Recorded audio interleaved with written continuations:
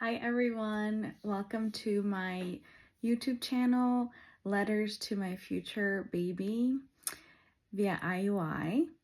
This is my first video. I had to re-record this video because I'm so new to making videos in general and knowing how long they should be, and so I just wanted to welcome you. If you're here, chances are that you're either walking a similar road like me, a single mom that has decided to walk in faith and pursue that dream and desire to be a mother via sperm donor, or you know or love someone who is walking this same road.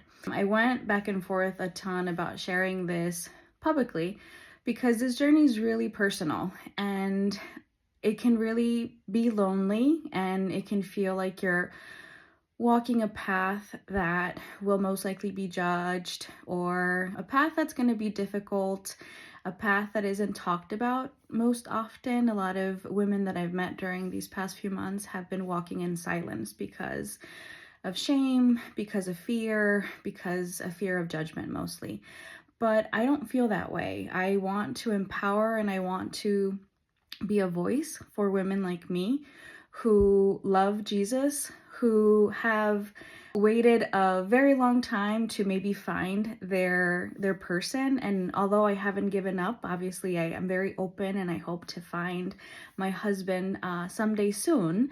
There was a time about a year ago that I had to make a choice whether I was going to pursue this route of trying to start my family and become a mother on my own, for a lot of reasons that I'm going to get to as I get deeper in my videos. I just wanted to make sure that you know that this channel is going to be a space where I share my journey into motherhood through IUI or IVF, if that is where the Lord, takes me as a single woman. And it's not because this was, like I was saying, my original plan, but because the desire to become a mother never really left me. As much as I prayed very personal prayers and cried with the Lord and asked him to take this desire away from me to be a mom. I know a lot of women who are part of my life and are very close to me that knew that they just, it was not going to be their thing. It's not a desire, a longing, a yearning. It's not a calling for them to be a mom. And I asked, there was a time where I was praying to the Lord, take this desire away to be a mom if that's not what you have in your cards for me. But as the years have passed, this desire to be a mother grew and grew stronger. But it's not, this step that I'm taking is not out of impatience, but it's out of love for a child that I haven't even met yet, or children. Who knows? I might have twins. This decision was not rushed, and I'm going to get into what, went into making this decision, the conversations that I had with the Lord and with my loved ones and my inner circle. It was a decision that was brought before the Lord in surrender and in trust. And I know that not everyone might agree or understand, but I'm in total peace, which is why I'm moving forward, because the Lord has given me that peace. But this channel, I also want to emphasize, is for my future baby. These will be love letters that you will one day see and hear and be able to watch when I give you access to the internet and give you a phone or a laptop. It's my way of documenting everything that I went through before you were even a thought in the science portion of trying to, have you inseminated. And before that was even a thought, I want you to know how much I love you and how much I have wanted to be a mother for many, many years. And so these are letters for you, my love. I'll be sharing the real parts. I'll be sharing the medical process, the emotional highs and lows, the battles and, struggles with my faith, and conversations that I've had. Actually, like today, I had a pretty rough one, and responses that I've received, and just the hope that's within me that keeps me going, that I know only comes from the Lord Jesus Christ.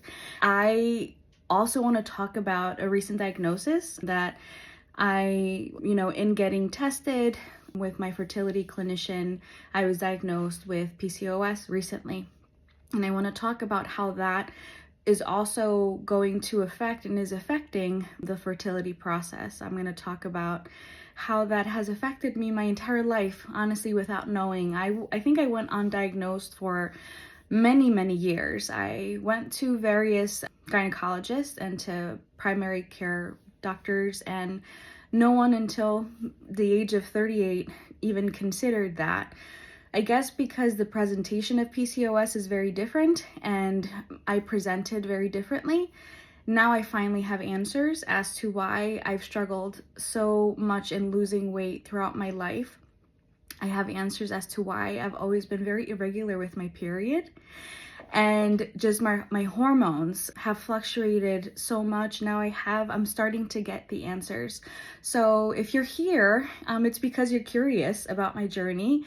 It's because you have questions. You might be praying about this also, or for yourself or a loved one. And I just want you to know that you're not alone, that I will be walking this road with you. I will be walking this path with you, and I am here to answer any questions, whether it's through YouTube, whether it's through Instagram, whether if you have my cell phone, you can text me, message me. I'm very new to this process, but I hope to shed some light to the process. Also, not only the medical, but the psychological portion to it, the emotional, and also obviously the faith portion, and how important it is to have a core group of people that are going to be walking with you, that are going to ground you when you hear the negative comments and the judgment and the criticism.